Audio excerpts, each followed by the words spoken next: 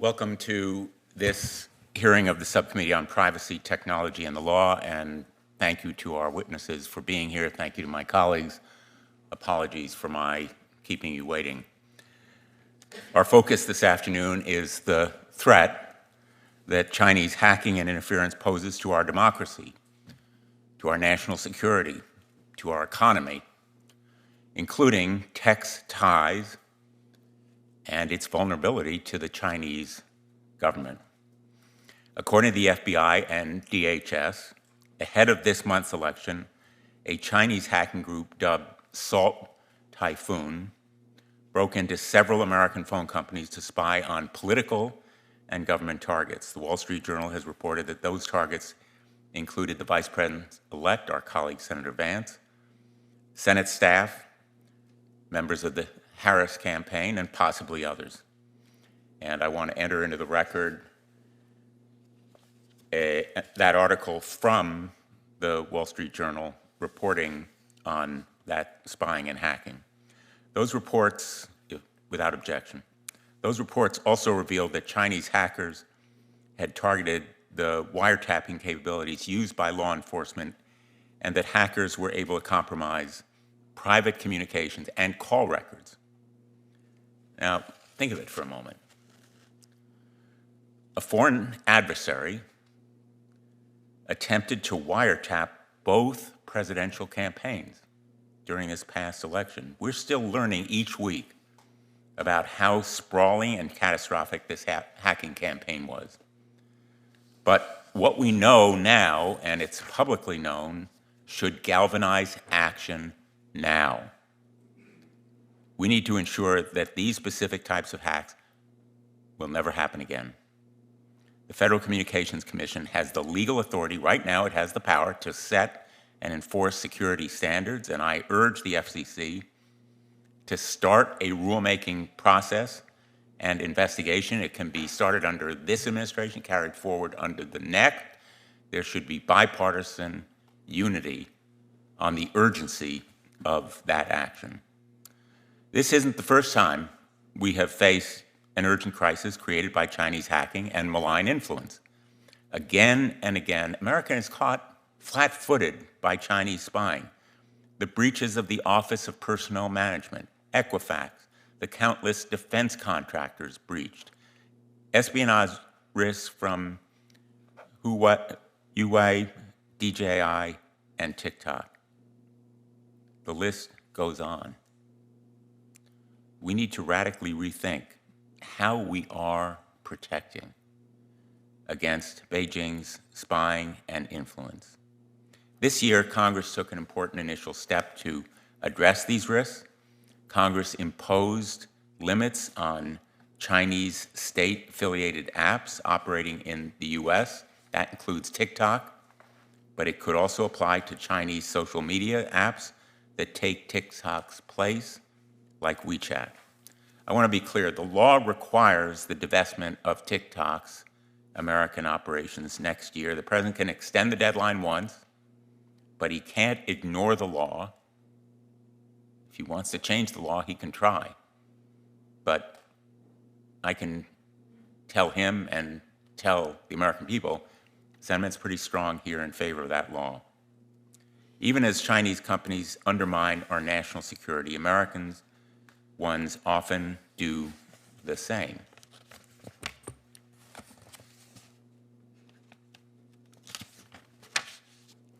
China has used economic coercion to enlist American companies for its own agenda, and we have given them a free pass far too often.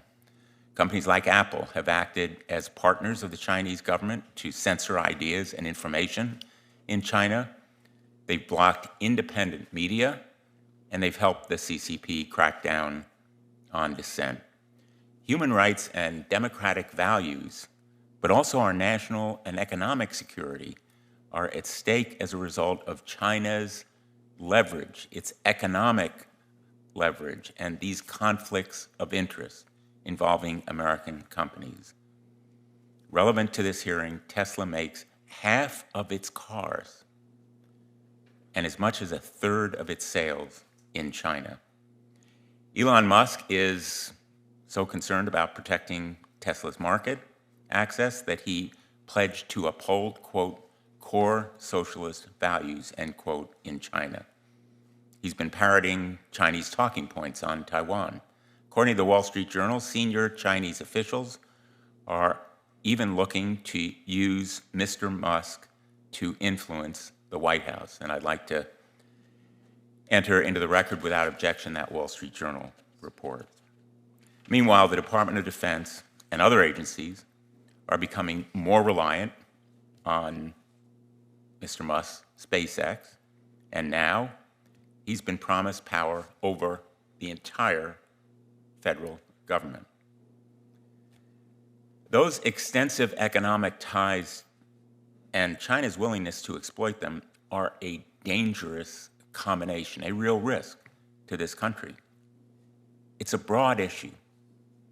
Mr. Musk and Tesla are far from the only ones in big tech facing this situation. Apple complies with China's censorship and surveillance demands because 20% of its sales and 80% of its suppliers are based in China.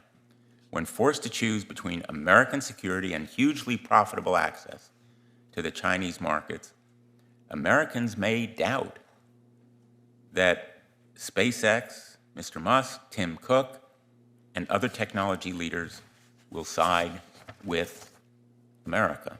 This subcommittee has focused on artificial intelligence for the past 2 years. Opponents of regulations often cite a race to AI with China as an excuse to avoid regulation and do nothing. But according to Reuters, Chinese researchers are using Meta AI model for military purposes. Big tech companies have also provided computing power and collaborated with Chinese AI companies. And I'm going to put that Reuters report in the record without objection. So if this is a race, why are we giving our opponents a huge head start?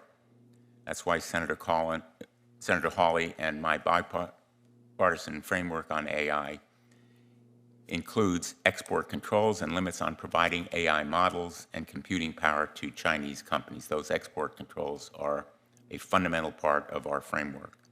I hope we can turn this framework into real rules to provide American AI technologies from being used against us, as well as deal with the broad set of threats we discussed today.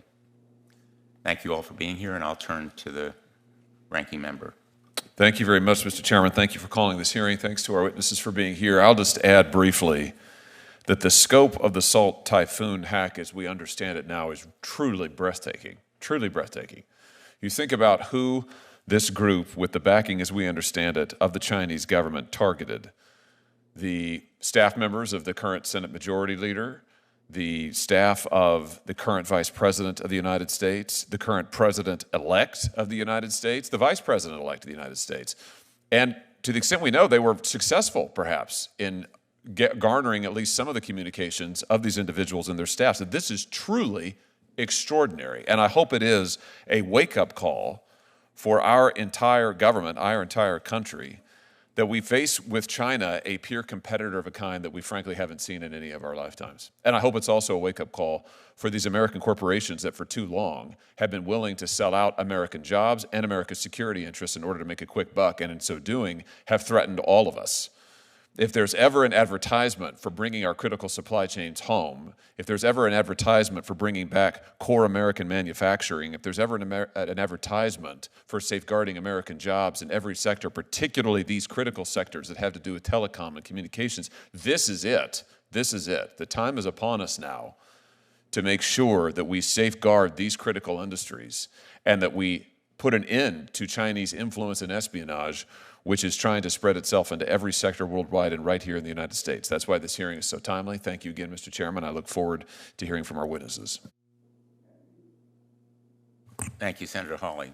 I'll introduce the witnesses, then swear them in, and then we'll turn to you for remarks. Isaac Stone Fish is the CEO and founder of Strategy Risks, a leading data and research firm that helps businesses and policymakers navigate and mitigate complex risks with a particular focus on China. Isaac has spent 7 years living in China and has more than a decade of expertise in analyzing the country's political, economic, and strategic dynamics. Sam Bresnick is a research fellow at Georgetown University's Center for Security and Emerging Technology. His research focuses on the national security applications of artificial intelligence and Chinese technology issues. David Stalin, former Marine Corps officer and current Chief Executive Officer of the Telecommunications Industry Association, a standards developing organization and representative of trusted manufacturers of ICT equipment. Adam Myers is Senior Vice President for Counter-Adversary Operations at CrowdStrike, where he leads threat intelligence operations. Myers directs a geographically dispersed team of cyber threat experts tracking criminals, state-sponsored and nationalist cyber adversary groups across the globe and producing actionable intelligence to protect customers. We thank you all. If you would please rise, I'll administer the oath. You swear that the testimony you're going to give is the truth, the whole truth, and nothing but the truth, so help you God. Thank you. Mr. Fish, we'll begin with you. Thank you. Chairman Blumenthal, Ranking Member Hawley, why does it matter that Microsoft partners with the Communist Party of China? What impact does Apple's supply chain exposure to China have on US national security? And why is Tesla's Elon Musk a free speech advocate, except when it comes to China? My name is Isaac Stonefish, the founder and CEO of Strategy Risks, and I want to talk about the ways in which big US corporations in the tech space help endanger US national security, how we should think about it, and what we should do about it. In the weeks following the revelations of the massive Chinese Salt Typhoon hack against US targets, and in the weeks following a presidential election that could transform US policy to China, this subcommittee is wisely asked about the implications of major US tech companies' exposure to China. For decades, US tech companies have integrated their supply chains into China, partnered with party institutions, and built multi-billion-dollar sales and distribution channels into the Chinese market. In the 2000s and early 2010s, before Chairman Xi Jinping's dominance and repression, before the genocide in Xinjiang, before the trade wars, before Beijing's horrifically irresponsible behavior during COVID, and before China began seriously threatening US hegemony, US tech companies could partner with the party and not necessarily jeopardize US national security. Those days are over. Companies with high China exposure often downplay the risks of Beijing's actions to US interests, move US jobs overseas, partner with businesses committing human rights abuses in China, and even strengthen the Communist Party so that it can implement actions like this successful attack against the US government. So, what does exposure to China mean? How do you define it? Strategy Risks defines and measures exposure through 5 categories: business fundamentals, partnerships and politics, regional issues, supply chain, and opacity. Business fundamentals measures revenue in China and other key business measures, reflecting economic and financial China risks. Partnerships and politics, and this is probably the most important one, measures a firm's relationship with both state-owned enterprises and the Communist Party directly. Regional issues measures risks related to issues such as forced labor, human rights concerns, and regulatory challenges, like what's going on in Xinjiang, where the party is actively committing a genocide against the local Uyghur population. Supply chain measures a firm's risk from sourcing materials from China. It's one of the most difficult spaces to get information, and we urge pushing for more transparency about US company supply chains into China. And then opacity reflects a firm's relative lack of disclosure of information related to China-related risks, so that firms that are very open with their stakeholders about their China exposure don't get penalized as much as firms that try to hide what they're doing in China. These scores are reflected in the Strategy Risks SR250 index, which tracks the China exposure of 250 of the largest publicly traded firms in the United States. There are a mix of factors that drive these scores. However, one common theme is that large firms which conduct business in China need to partner with and satisfy the party and the Chinese government to ensure business access in China. The Chinese market operates at the behest of the government, and laws in China follow the dictates of the party. One-party rule and one-man rule means that laws are negotiable, which forces firms operating in China to align with the political party in power instead of a neutral state apparatus. In my written testimony, I delve into the details of Apple, Tesla, Microsoft, and other US tech companies that have very high exposure to China. What I'll say here is that our assessments demonstrate that there are serious structural risks in these firms' exposure to China. These firms willingly partner with Chinese entities and personnel that have ties to state security organs. They work with firms that very poorly vet their supply chains, have significant exposure to human rights abuses, and are deeply entangled with the People's Liberation Army, which is the military in China and the armed wing of the Communist Party. US tech companies have long tried to balance between the United States and China. But both the US government and the Chinese government want them to make a choice. Choose China or choose the United States. US tech companies have long put off that decision, but now's the time to decide, and time is running out. Thank you. Thanks very much, Mr. Stonefish. Mr. Bresnik? I'm getting a red light here. Is that okay? Cool. Chair Blumenthal, Ranking Member Hawley, thank you for the opportunity to testify today. My testimony focuses on a critical national security concern: the deep economic and technological interdependencies between U.S. technology companies and China. As the world faces an increasingly complex geopolitical landscape, we must better understand the national security risks these ties present, as well as how they may impact corporate decision-making during future crises.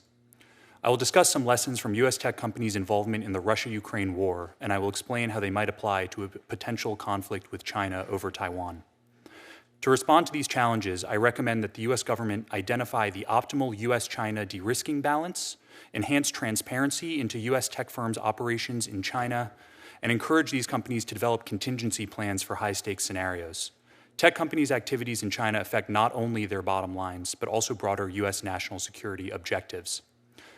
At the outset of the Russia-Ukraine war, several U.S. tech companies provided the Ukrainian government and military with cutting-edge capabilities across cyber defense, ISR, and even targeting.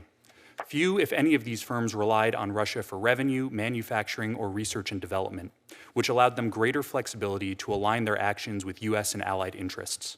But U.S. tech companies' flexibility in decision-making, without the risk of significant financial or technological losses or disruptions, may not apply as readily in future crises involving China, where economic and technological entanglements run far deeper. Many of the U.S. companies that played pivotal roles in Ukraine have substantial footprints in China, creating a complex web of mutual dependencies that could influence their responses to a conflict. China's history of leveraging economic coercion to advance its geopolitical objectives and respond to perceived threats to its territorial integrity, national security, or the Communist Party's legitimacy further complicates this picture. One of the primary areas of concern is the significant portion of revenue that some U.S. tech companies derive from the Chinese market. For some corporations, China accounts for approximately 20% of global revenue, and losing access to this market would represent a substantial financial blow. In comparison to the Russia-Ukraine crisis, where the financial cost of withdrawing from the Russian market was relatively low, the high stakes involved in losing the Chinese market could deter companies from taking actions perceived as antagonistic to China. Supply chain entanglement with China is another critical area where U.S. tech companies face substantial challenges.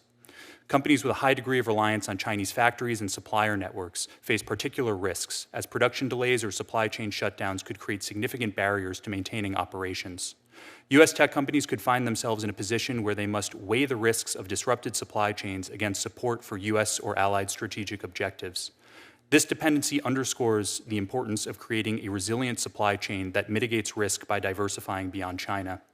But the entanglements extend beyond revenue and supply chains to R&D investments, which are important factors in U.S. tech companies' innovation ecosystems.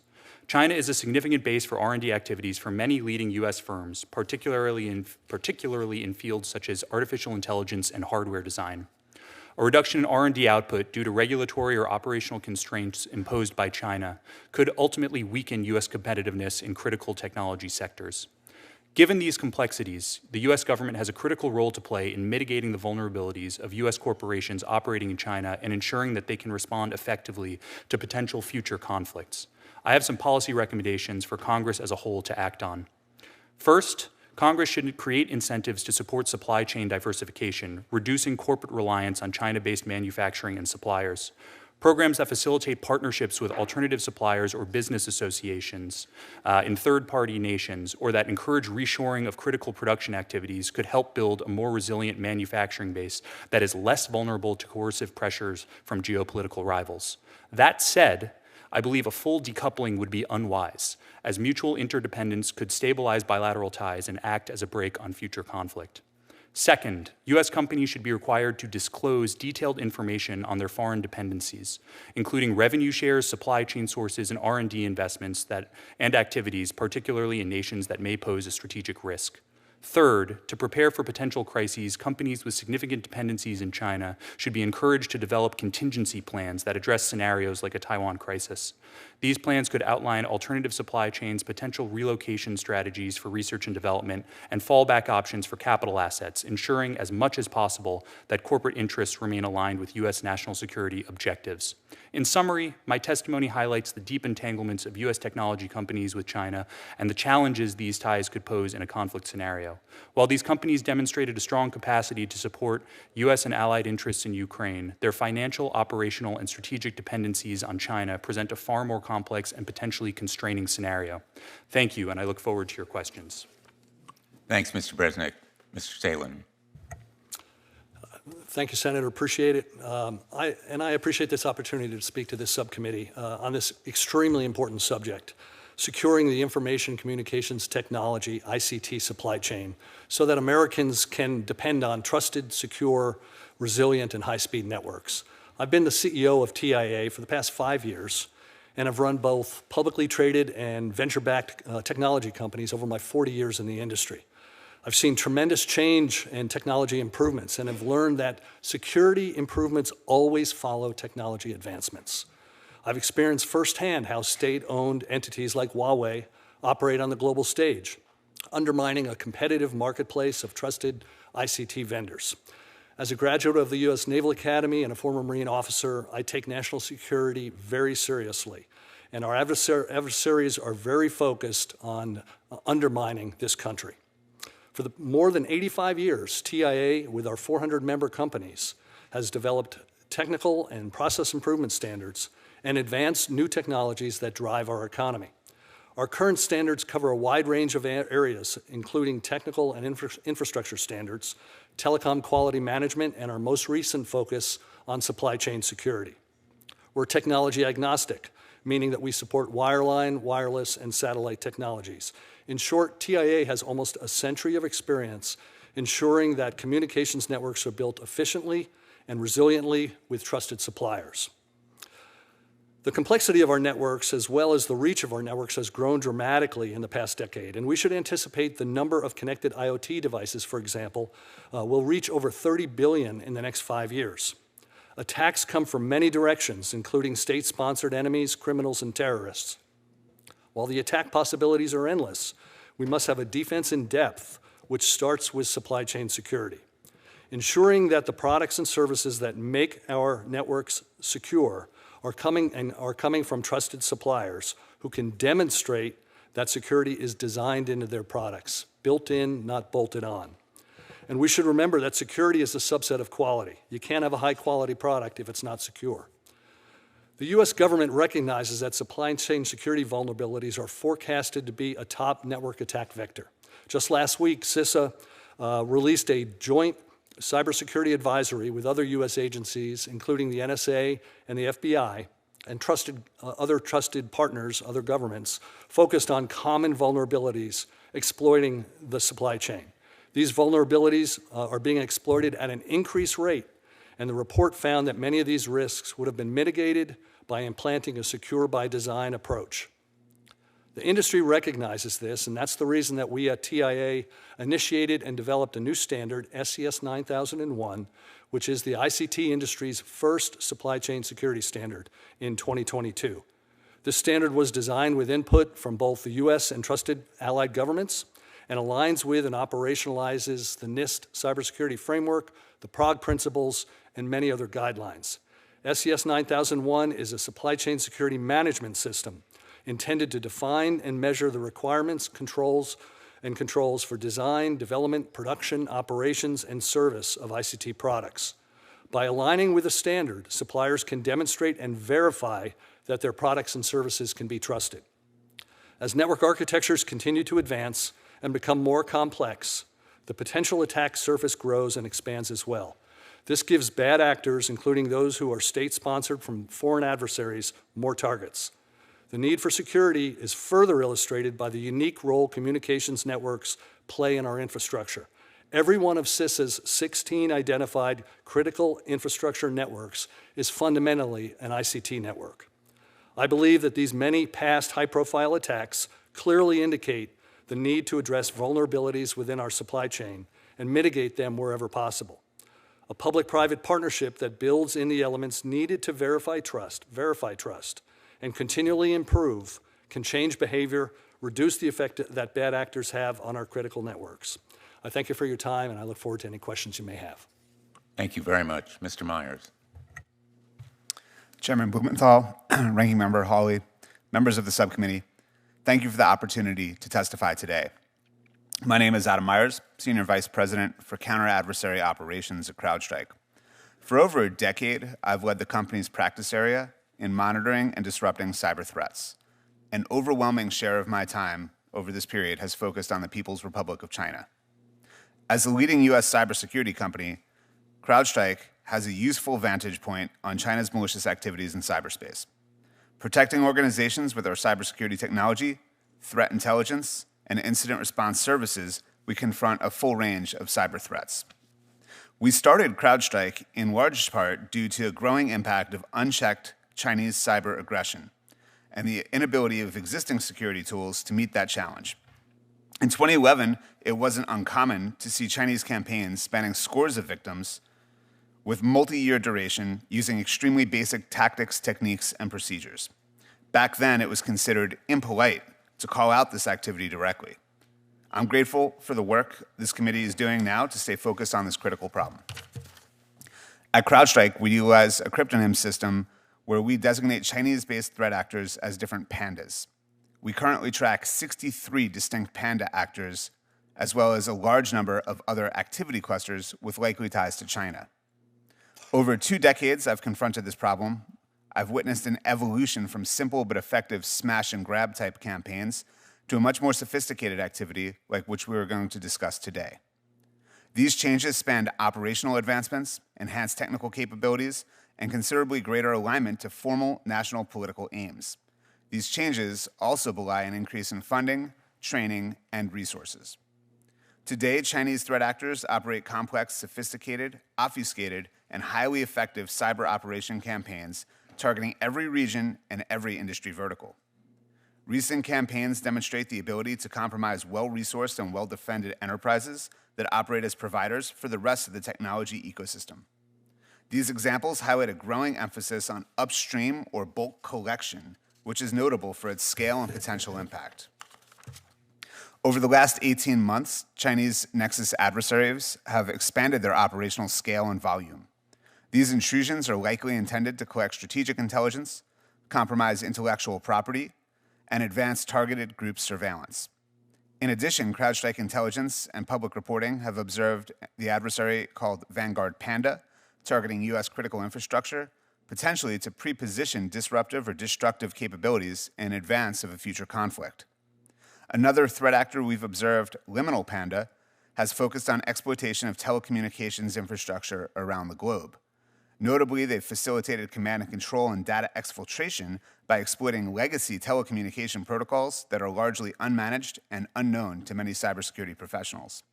I describe additional actors and campaigns in my written testimony and can expand further during Q&A. I'd like to turn to a few policy recommendations I think are worth our collective consideration. The security community must continue to monitor Chinese threat actors and actively hunt for them. The more we understand about these groups, their targeting practices, their resources, and their constraints, the more accurate a threat model we can develop to improve our defenses. Enterprises must protect identities and maintain visibility across increasingly distributed networks. Today, that requires instrumenting and monitoring traditional endpoints like laptops and desktops, network infrastructure, cloud environments, mobile and IoT devices, and increasingly software as a service applications. Federal departments should lead by example and leverage the best tools, training, and concepts of operations for defense available. This will support best practices for the community. Several key departments can also do more to proactively meet and defeat cyber threats. A particular focus should be threat actor infrastructure disruptions, which we could work to increase by 5 to 10-fold. For Congress's part, particularly in support of small businesses, it's appropriate to engage in a more meaningful conversation on the use of tax credits, rebates, or other incentives that we've undertaken to date. We ought to make the best-in-class cybersecurity tools and training more accessible. Thank you for the opportunity to testify today, and I look forward to your questions. Thanks very much, Mr. Myers. I'm going to yield to Senator Hawley for his first round of questions because he has another commitment. He may have to leave for it before we finish the hearing. I am going to vote. We have a vote that's ongoing right now, and I will hopefully be back by the time he finishes his questions. If not, if Senator Grassley has questions, Senator Hawley can yield to Senator Grassley, and I'll certainly be back by the time he finishes. Thank you. Thanks, Senator Hawley. Thank you. Thank you, Mr. Chairman. Thanks again to all of you for being here. Mr. Myers, if I could just start with you. You just referred to the Salt Typhoon attack as a sophisticated attack. Can you just elaborate? We still don't know a whole lot exactly of what's happened, at least from public reporting. You have extensive experience in this area, as you've just elaborated, for going back years now. So could you give us your sense of the sophistication level involved here, what we might be looking at in terms of ramifications? Sure. Thank you, Senator. The sophistication isn't necessarily just to be measured in terms of how they get in, but what they do once they get in terms of the broad collection operations that China's been running in general. This really belies what their intention is, to collect large amounts of information that they can later exploit, whether that be political information, military information, or intellectual property. We've seen the Chinese over the past decade significantly up-level what they were doing. In the testimony, I refer to smash and grab operations, where they would break into one target, steal the thing that they want, and then leave. They are now maintaining persistent and enduring access to those targets in order to continuously collect large amounts of information and exploit downstream relationships to other interesting targets.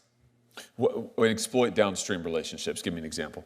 Sure. So with a lot of the telcos or ISPs that might be targeted, they have customer trust relationships, right? In other words, other organizations rely on those critical infrastructures for services or even shared services or web hosting, things of that nature.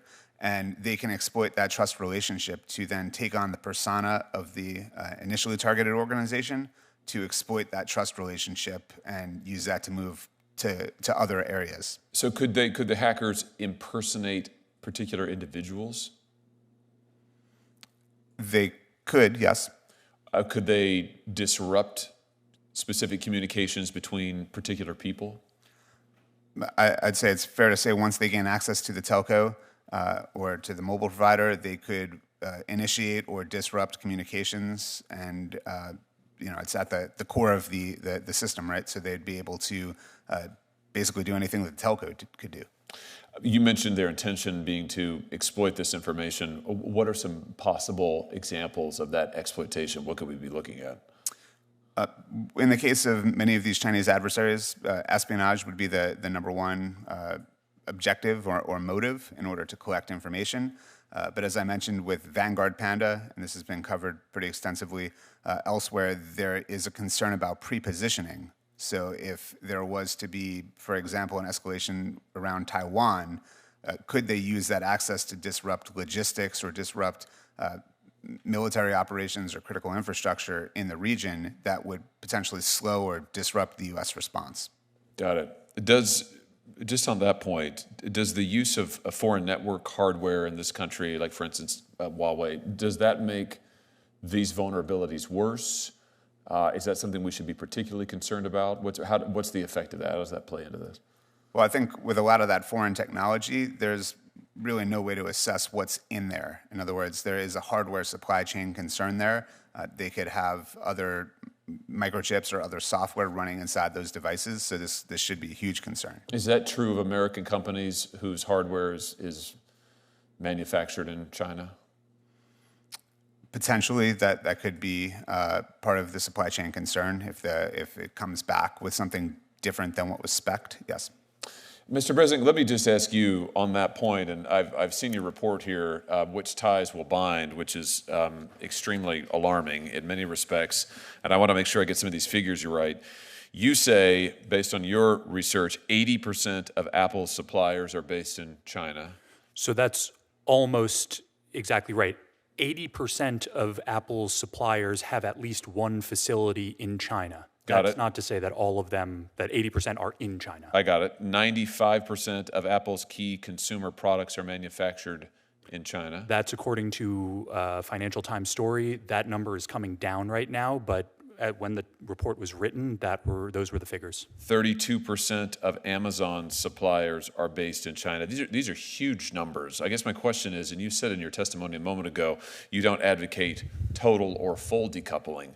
I'm just wondering, with numbers like these, are these companies able to decouple at all? I mean, this is an incredible dependency that you outline in your report.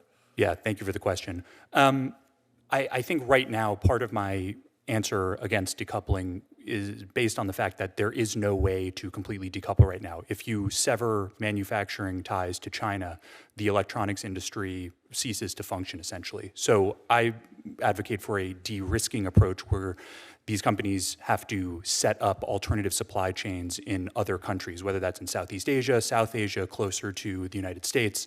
It's going to take some time to build up these alternative supply chains. What would happen if China invaded Taiwan successfully? Can you clarify that? Well, I'm just thinking about these supply chains and these companies' dependence on China, and then also the significance of Taiwan to the global supply chain in so many of these areas. I mean, what would the effect be on these companies and, well, let's say our national security broadly if China successfully invaded Taiwan? Yeah, so obviously that is a very difficult question to answer. I would point you to a report by some researchers at the Baker Institute that I can share with you that tries to outline what an invasion of Taiwan might mean for corporations, national security, et cetera.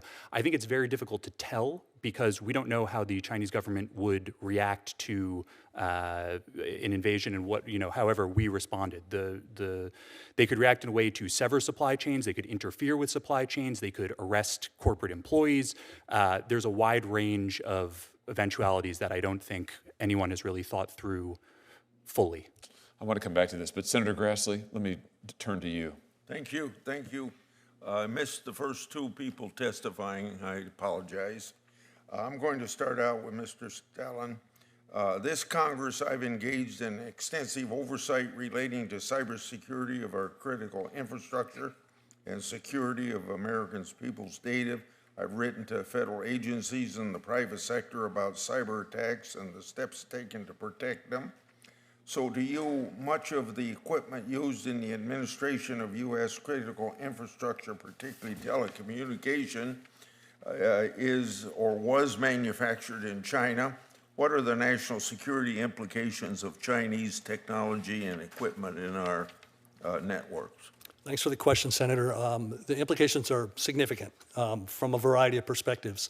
Probably the lowest hanging fruit is we still have a lot of Chinese Huawei and ZTE equipment in small service providers in rural America.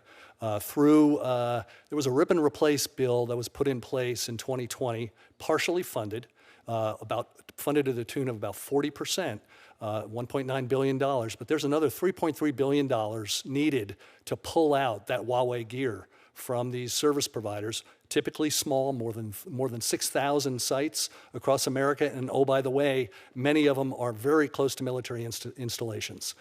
Senator Daines has put forth a bill to address that in this Congress. So that's about the lowest hanging fruit we have.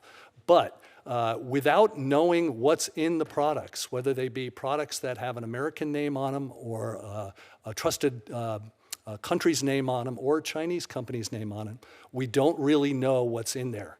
And that's why we started Supply Chain Security SCS 9001. It requires a full bill of materials. It requires understanding from a zero trust perspective where all the software comes from. Synopsys earlier this year did a study of looking at 1,000 code bases of various enterprise equipment and found that 96% used open source software and more than 70% had critical vulnerabilities. So this is pervasive. It's a massive issue.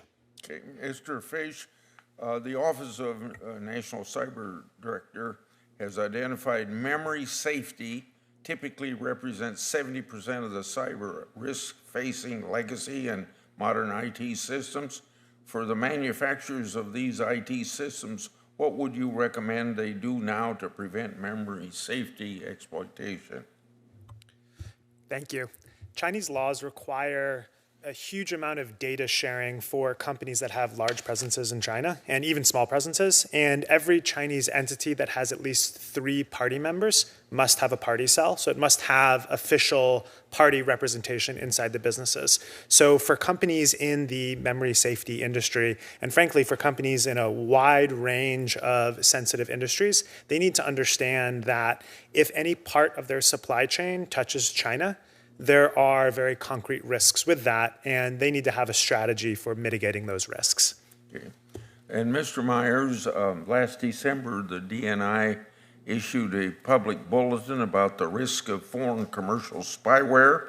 In June, I introduced a bill that we entitled App ID Act with Senator Cortez Masto, which would require apps owned and controlled by foreign adversary companies to disclose that fact to users. Could you explain the threat posed by foreign commercial spyware to everyday American data privacy and steps that we can take to mitigate the threat?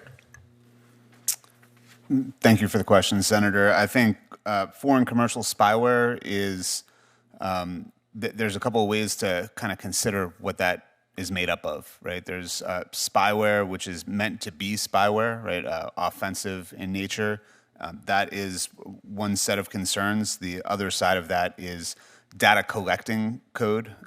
As an example, on a mobile application, it might use a library that is collecting information about the user and then feeding that back for advertising purposes. And that information can also be used to garner information about the user, where they are, what they're doing, what they're looking at, what they're even saying.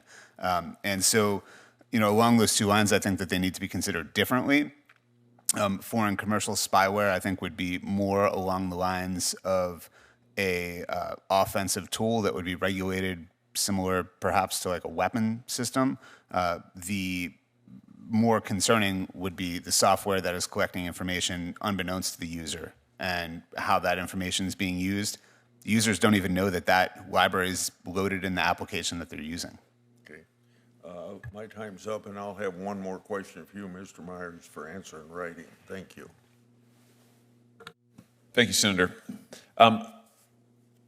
Stonefish, let me come to you and pick up the line of questioning that I was starting to discuss with Mr. Bresnik. Here we've got these companies, Apple, Amazon, Microsoft, Tesla, hugely invested in China and hugely dependent on China. And it would be one thing if they were, run-of-the-mill, no-name companies, but Apple, Amazon, Microsoft, these are arguably, each of those 3 are monopoly-size companies that have significant control of vast sections of our consumer economy. So I guess my question is, how concerned should we be that 80% of Apple's suppliers have a base in China, 95% of Apple's key consumer products are manufactured in China, a third of Amazon's suppliers are in China, 10% of Microsoft's China-based research lab produces, or I should say Microsoft's China-based research lab produces 10% of the company's research output. Those are massive numbers. Should we be concerned about this, or is this not relevant? I mean, are we panicking unnecessarily? Thank you for bringing these issues up. I think this is incredibly important. And I think there's this perception in DC that, oh, everyone's talking about China, we're talking about it too much. I don't think we're talking about this nearly enough. I am really appreciative that you brought up the potential for a Chinese invasion of Taiwan and a war with Taiwan. It's our very strong belief that the businesses you mentioned have constantly underpriced the risk of a Chinese invasion of Taiwan, and they've long underpriced the risk of their very heavy China exposure. There's massive national security implications of the figures that you just described. And I think US government agencies need to be really aware of the various different interests and influences inside these corporations. You know, we're in an era of shareholder capitalism, and if it's in Apple's best financial interest to double down on China, where does that leave us, and where does it leave Apple consumers? I was using an Apple laptop right here, but also the US government. And I think this is especially the case with Microsoft and the US government's relationship with Microsoft, and understanding that the depth of Microsoft's entanglement with China and with the Chinese Communist Party poses very real supply chain and security risks, and these are things that big US companies absolutely need to disclose. You say that you think that these companies, there's a real risk that they underrate the significance of a potential Chinese invasion and takeover of Taiwan. Just elaborate on that, and what do you think what are some of the scenarios there that we should be prepared for? So 3 different potential scenarios. One is business as usual, tensions abate. Second is a limited Chinese invasion of Taiwan, perhaps a la what Russia did in Ukraine in 2014, seize a few of the outlying islands, assassinate Taiwanese politicians, seize a little bit of territory and stop, or a full-scale Chinese invasion of Taiwan, which could potentially lead to World War III. In the latter 2 scenarios, this would have massive upheavals for not only the global order, but US businesses and their interests in China, especially in the third scenario, where the Taiwanese semiconductor market gets knocked offline potentially, could drastically transform these companies and their share prices. And if this does happen, we expect a lot of companies will expect the US government to bail them out or to support them, when at this time, they're way too exposed to China for US national interests.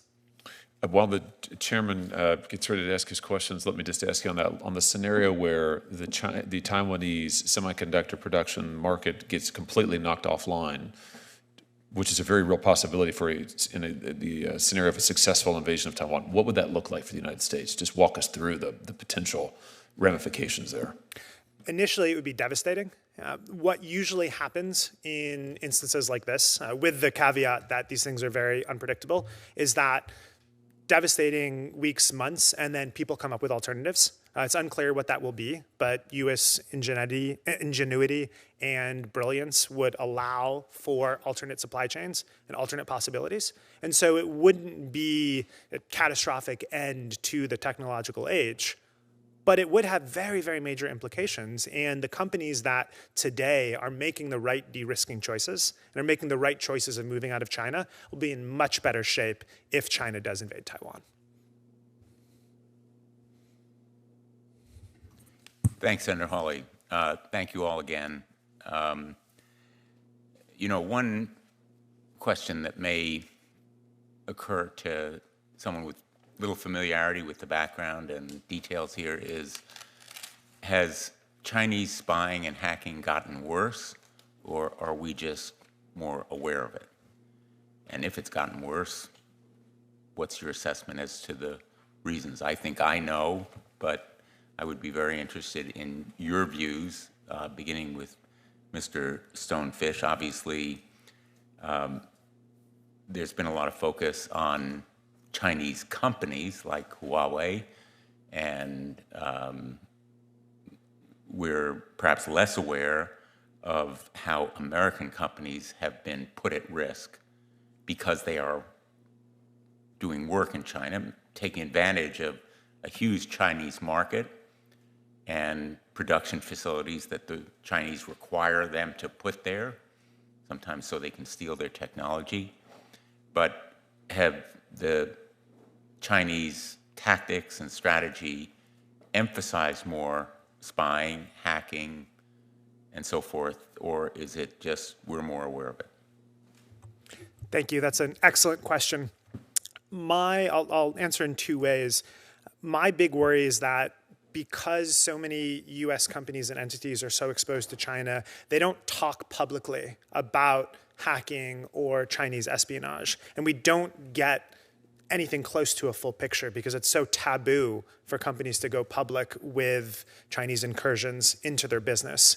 I will say the geopolitical moment we're in puts Chinese citizens and Chinese and Americans in a very, very difficult spot because for so many of them, Beijing expects them to act as agents of the Communist Party's interests and the party state. And many of them don't want to. They don't want to have anything to do with that.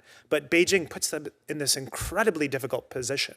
And so I'd encourage us all to spare a moment and empathize with that very, very difficult place that they're put into. And I'd encourage also US companies that employ Chinese staff to really think hard about how to protect them.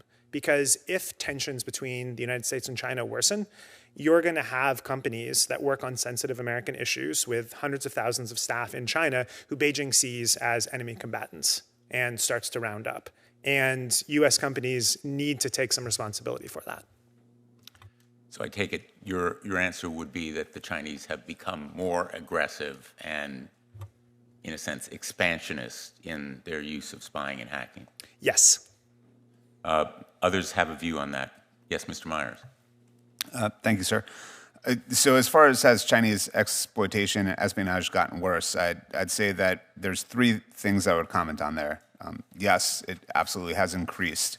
The first concern is that it's matured.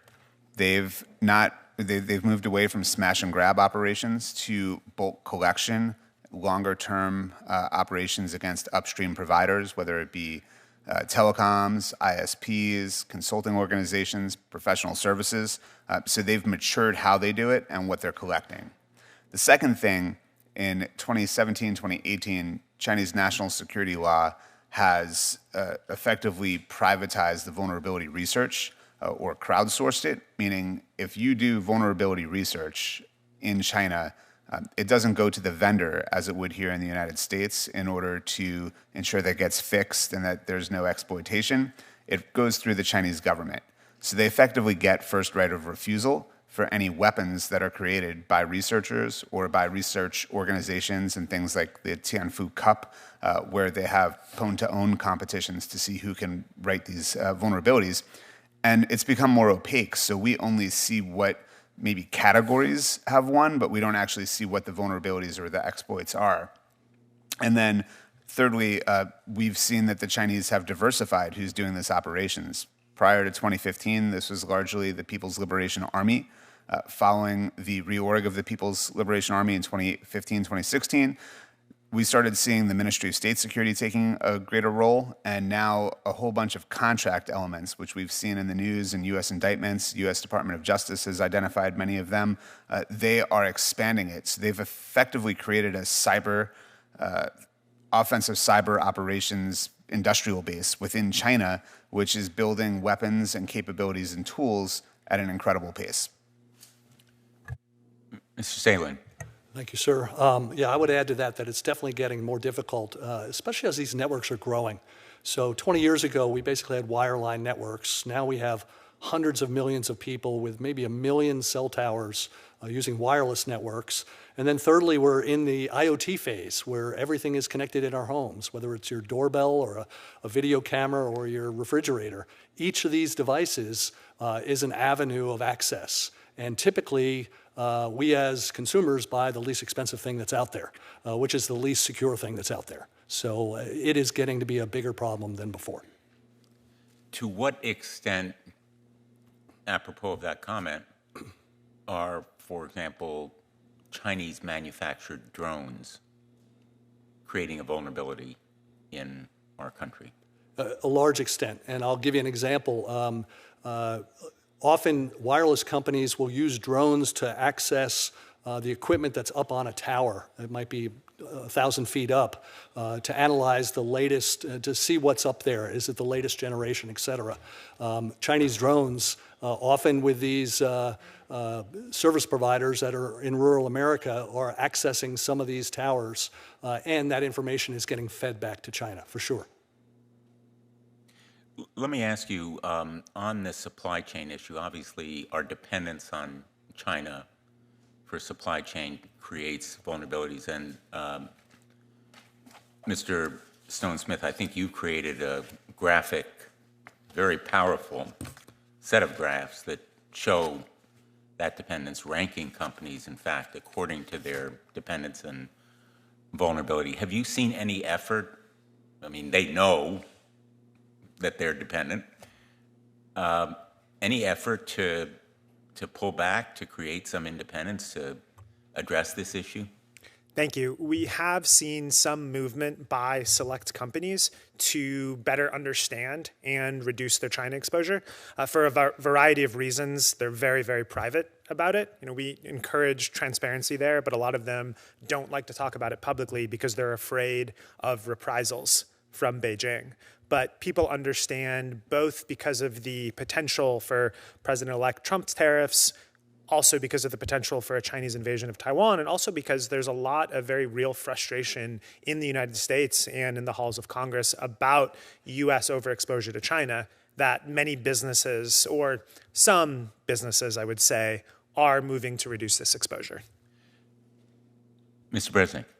I would agree with that. I would also, caution that China has huge advantages in at least electronic supply chains, right? It's a massive country that has millions of engineers, right, who are specialized in these very niche electronics manufacturing industries. It has very good power supplies. It has access to water. It has all of these resources that would allow it to be the world's major player in electronics. And again, these companies, right, are trying to shift supply chains. It's a little bit slow going because you can't just plop down a factory in India or Malaysia or Vietnam. You can do that, but the intermediate parts are still coming from China, right? So you move the supplier, the first level supplier, you're still depending on China. So it's not really a matter of picking these suppliers up and putting them in other places. You have to create ecosystems, manufacturing ecosystems that go with those to fully actually reduce the China exposure. Do you think it's more the practical difficulty of relocating the supply provider, or is it, as Mr. Stone-Smith suggested, the fear of reprisals? Do you understand the question? In other words, is it the logistical difficulty of moving a supplier or a source of supply out of China, or is it the fear that there will be some kind of revenge from the Chinese government? I think you could credibly argue it's both. I think it's very hard to logistically do this, and you see companies like Apple, for example, which has made an effort to make more of its iPhones in India generally through Foxconn, a Taiwanese electronics manufacturing company. At the same time they're doing that, Tim Cook is going to China and he's announcing new investments in China. So I think these things go hand in hand. There's a desire to stay in the good graces of the Chinese Communist Party, and there's a desire to actually make moves to reduce exposure. And would you say Apple has been effective in trying to reduce its exposure? I only know from news reports, but they're claiming they're making more and more iPhones in India this year. So it appears that they are on the path to reducing their exposure. But I can't tell you how that will go going forward. If you, as witnesses, I'll ask this question of all of you, were to cite a company that has been effective in trying to relocate its supply chain, could you name one for the committee? I'm not asking you to condemn. I'm asking you to praise. I hope you'll be more, I would understand your reluctance to condemn, but are there any good guys here?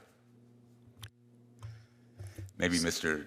So fish. we would love, and I hate to answer in an evasive way, but we would love for the environment to be that the companies that we work with and some companies are proud of reducing their exposure to China, but they're petrified. They're very afraid of reprisal from the Communist Party. They're afraid of losing business in China. They're afraid about their Chinese staff. And so it's a massive structural issue. And as companies start to reduce their exposure, and we often try to remind people the non-Chinese market is much larger than the Chinese market, because people just say, oh, it's China or nothing, but it's a big world out there, and we have a massive, massive market here. So our hope is that companies will be confident enough to say, hey, we've made these really good decisions and really good changes, but it's not quite there yet. I'm going to interrupt my question. I have more to yield to Senator Blackburn. Thank you, Mr. Chairman, and thank you to you all for being here and talking with us on this today. It's so interesting to me how the American people have become so aware of the Chinese Communist Party and their tendency to spy on Americans, and they try to find any little entry point in the technologies that we use on a daily basis. And part of the problem with this is so much of our citizens' transactional life is actually conducted virtually. And people are now dependent on that, and they appreciate the efficiencies of that. And one of the things that we have looked at is and Senator Blumenthal and I have worked on these issues from several different angles, but looking at how they use drones, how they use apps, how they use cranes, you name it. They are always looking for a more efficient way to spy on us. Now, one of the things we realized they had started to use is routers and the embedding of malware into these routers. And of course, the U.S. had hackers used routers to target some of our critical infrastructure and water systems. And Director Ray brought this up in one of our hearings, that what they were doing was pre-positioning themselves to carry out a larger attack. So we know this is here. So Senator Lujan and I introduced the Routers Act, which would give us an ability to guard against these cyber threats. And it's a pretty simple bill because it requires Commerce to review the national security threat that comes from some of these routers and technologies that are developed, manufactured, or supplied coming out of China. And also we added to that Russia, Iran, North Korea, Cuba, and Venezuela. So they're doing a study on this so that Congress can then take further action after we have better insight into this. But Mr. Myers, I want to come to you first. I want you to speak for a minute on the importance of understanding this landscape and the appreciation of the threat that is actually in front of us, and why a study like the Routers Act is so important. Thank you, Senator. The routers, like much of the other technology, part of the underlying infrastructure, represent, in many cases, an unmanaged or unmonitored system. In other words, with endpoint technology, laptops, desktops, servers, network infrastructure is often not instrumented to collect information, telemetry, for security analysts and threat hunters to be able to evaluate what's happening on that system. Routers are also frequently internet accessible, meaning a threat actor can touch that from anywhere in the world. It's not protected behind firewalls or things, security appliances. And the routers are often very constrained in terms of space, so they don't have a lot of room for security tools and for security capabilities to be built onto them. And they're meant for speed. They're meant to route packets from point A to point B as quickly as possible. So routers have become increasingly targeted by nation-state threat actors, especially groups from China like Vanguard Panda and Salt Typhoon, because they are unmanaged. There's no security layer around that, and it gives them the ability to intercept and redirect traffic very effectively. Thank you. Mr. Stalin, I want to come to you. Did I say your name right, Stalin? Yeah, that's correct. Okay. Thank you, ma'am. Thank you. Wanted to be sure of that. Senator Warner and I have introduced legislation that would promote U.S. standards and promote our leadership in standard setting, which when we look at China and the threat there, we feel that retaining that leadership is vitally important. I'd like to get you to weigh in on that and see where you are on that standard setting ability. Thank you, Senator. Appreciate that. And the bill that you're talking about, the Promoting U.S. Leadership in Standards Act with yourself and Senator Warner is very important. Honestly, I think the U.S. has lost a lot of its standard leadership, and it's for a variety of reasons. We as a globe have become more regionalized. China is setting up its own set of standards. Europe is setting its own set. India is even heading down that path, and then the U.S. separately. There have been some questions over the past 5 to 10 years about should we be at the table with companies like Huawei when it comes to setting standards. And if we're not, they're going to overwhelm us. It's a typical Chinese methodology of how they win. They win in mass. And if we're not at the table, they will drive these international standards. We need to have international standards, and there has to be U.S. leadership there, as there had been for decades. But that takes time, it takes money, and in a very competitive environment, a lot of companies have scaled back their leadership team, related to standards, because they're trying to increase their gross margin. So it's really critical that the U.S. build back our leadership in standards and be at the table globally and help drive global standards. Thank you. I've got one more question. May I go ahead with this? Mr. Bresnik, your report you did this summer on the PRC perspectives on the challenges, I'd like to ask you about quantum. This is something that at Commerce Committee we've looked at a good bit, and we're trying to get the quantum initiative reauthorized for the U.S., and some of us have a quantum sandbox bill. But I'd love for you to just talk for a second about how concerned you are about the CCP's investments into quantum and the risk that presents. Thank you for the question. Unfortunately, I'm not really positioned to answer that question very well because that paper doesn't dive into quantums very much. I'm happy to, write to you to, do some research and write to you. Submit that one for the writing, Okay. for the record. I would love to hear from you on that and get your perspective. Thank you, Mr. Chairman. Thanks, Senator Blackburn. I have a few more questions. We talked a little bit about Apple's dependence on the Chinese supply chain. Let's talk a little bit about Tesla.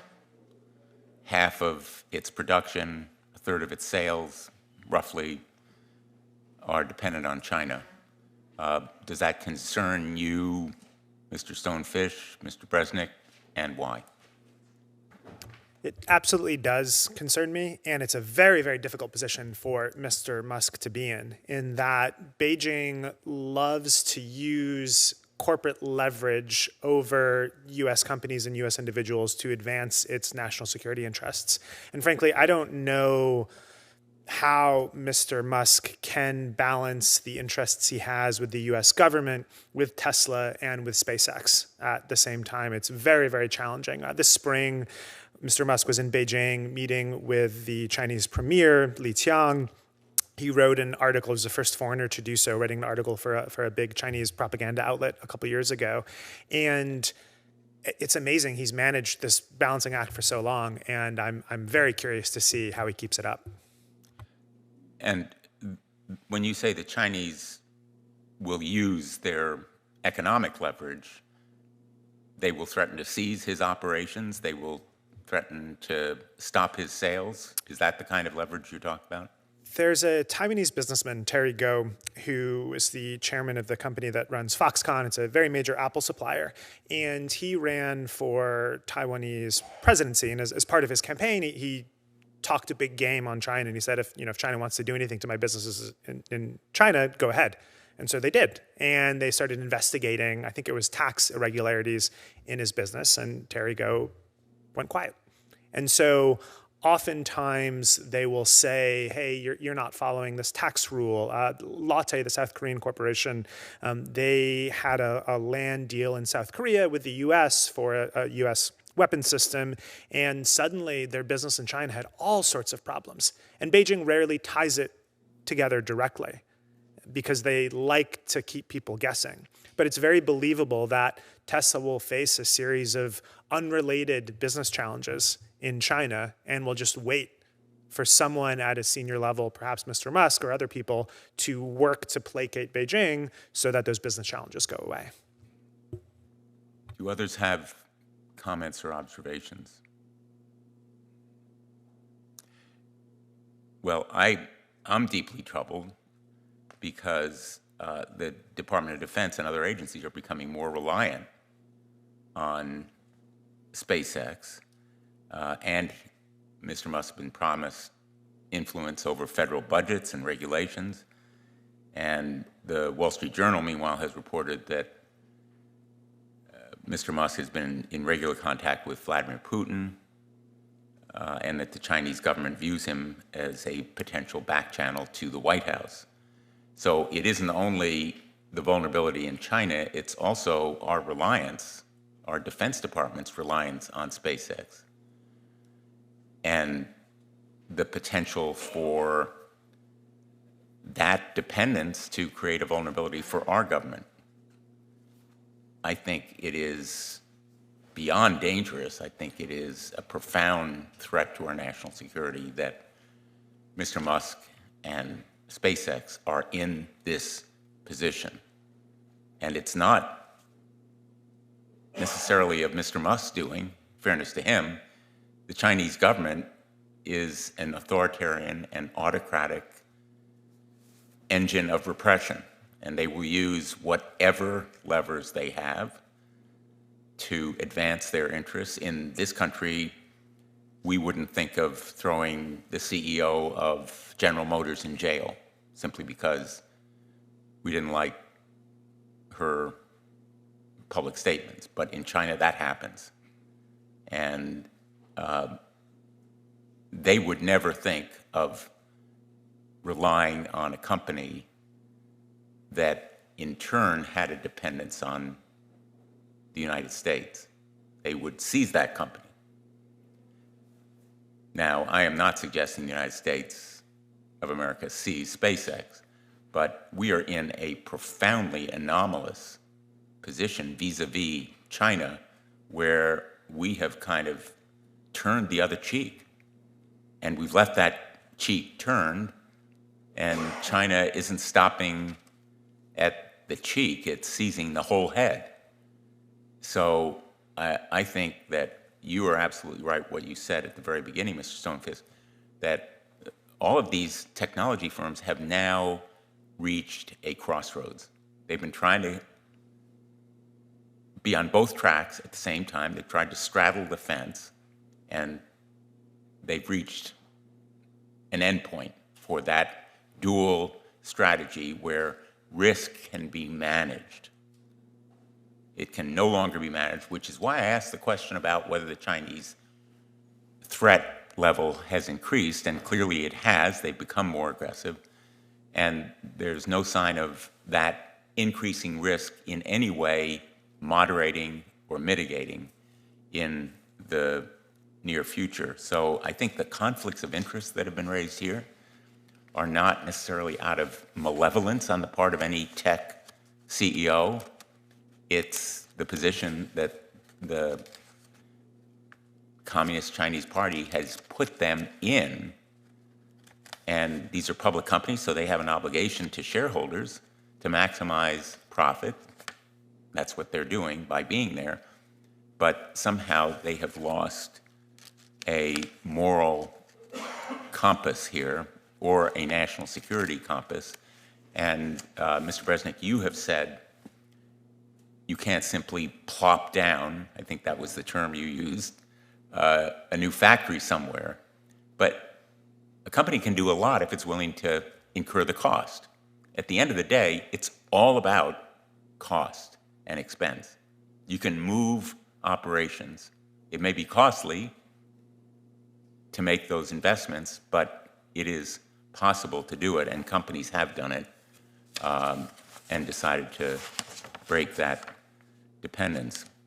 We've been talking a little bit about TikTok and ByteDance. TikTok spent years promising that it could hold its Chinese parent company, ByteDance, apart from its U.S. operation. No connection, complete separation. And despite those promises, TikTok was found storing data in China and spying on users, which has led to the action taken by the Congress. Let me ask all of you, based on your experience, do you trust that ByteDance and TikTok could ignore demands from the Chinese government like TikTok claimed that it could? Mr. Salem? Thank you, Senator. I don't think they can ignore it.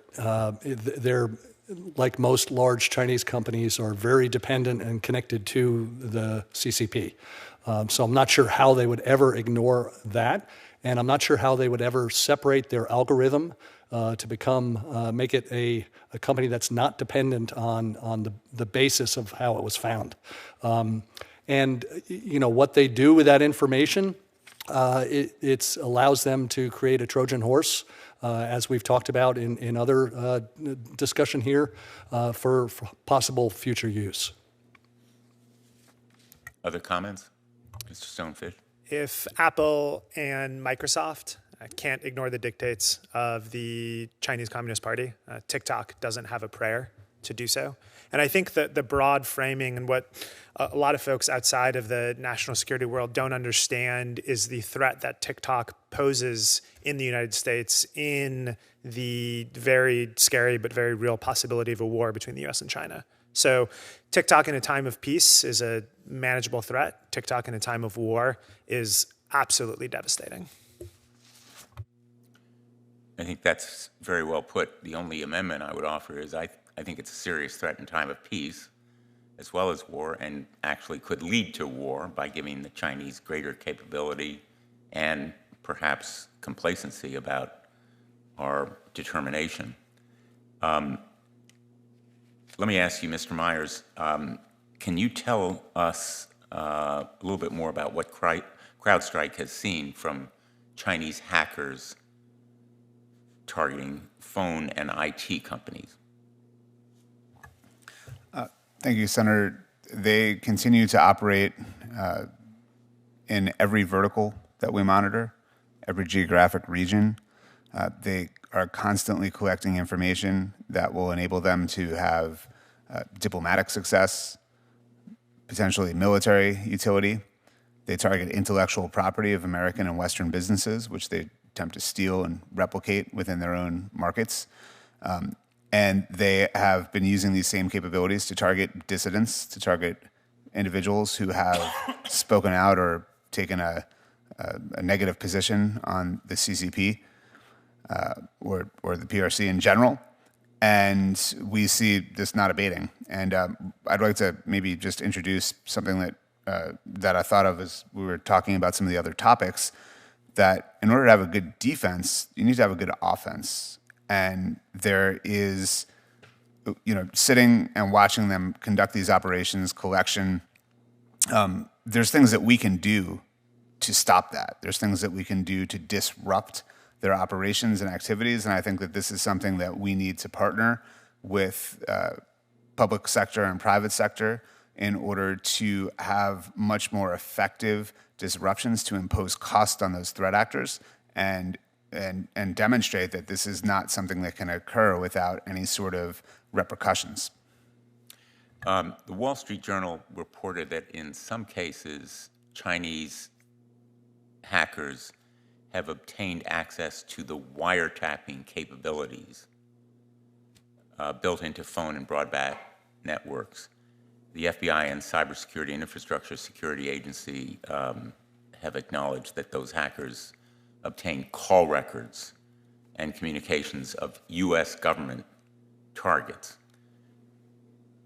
Could you break down for us in sort of common sense layman's terms what that means? There are capabilities in the networks that enable the United States lawfully, with a court warrant and approval, to do wiretapping, and somehow the Chinese have hacked into those capabilities, and they now can do what the United States government could do only with court approval, as well as the United States could do in wiretapping our citizens. Is that roughly what's happening? That's my understanding, sir. Yes, the lawful intercept tools that are present for lawful purposes, if there's a warrant or other means for law enforcement to collect information, is a goldmine for a foreign threat actor. This provides full content and the ability to not just see who somebody is calling and when they're calling, but more information about what the content of that call is, the content of SMS traffic, and what mobile device, what tower it's talking to. So it can also provide them what is the physical location, and not just that, but who are they with? What other devices might be present with that individual? So as they move from tower to tower, they could see, are they in a car with other individuals with other devices that can then be additional targets that they might want to collect on? They can harvest and collect huge amounts of data with that capability, correct? Yes, it's a gold mine. A gold mine that is permitted, I'm being somewhat simplistic here, by the United States government. My reaction, and I think the reaction of a lot of people, is shame on us for somehow permitting it. Aren't there actions we can take to stop them? And when I say we, I mean the United States government or the IT systems, or, you know, the layman would say, someone stop it. Yeah, I would agree with that. And I think that this is, to my earlier point, that we should be looking at how to disrupt these operations. We can no longer sit by and watch them happen. We need to work to identify infrastructure that is being used to conduct these intrusions. We need to look at what tools are being used. And disruption can take many different forms. It can be publicly acknowledging and outing it so that it becomes more aware and people can stop it. It can involve working with providers to disrupt the infrastructure, to take down domains and IP addresses that are being used by these threat actors, and more aggressive means as well. But again, I think we need to be looking at how to disrupt this activity, not just watch it happen. I wonder, Mr. Stalin, if you could describe, maybe at just a broad level, how enforcement systems work and the risk associated with their breach. In other words, what are the risks of breaches of law enforcement? Thank you for that, Senator. Yeah, the CALEA Act, the Communications Assistance for Law Enforcement Act, put in place in 1994, allows for the use of intercept access points, which are a blend of hardware and software, to allow lawful intercept of information through a court order, as we described. In essence, it's the same technology that's used to run any sophisticated network. It's just dedicated for this application. So if we don't fundamentally solve the problem of understanding where the software is coming from, where the hardware is coming from, is it trusted, is the vendor a trusted vendor, we will have these types of issues for things like lawful intercept, as well as common usage of wireline and wireless networks. So it's a fundamental problem of using standards to hold and verify these companies to make sure that they are building trusted components and trusted products. I want to ask a final question, going back to where I began, the Federal Communication Commission is not without power and agency here. I've suggested that it ought to start rulemaking. It ought to take some action, even under existing authority. We love to introduce new legislation in Congress, but often we know it is going to be futile. And so I have tried to emphasize the importance of agencies using their existing authority. Do you agree with me that the FCC ought to begin rulemaking and that it ought to take some action to help protect our country and the American public?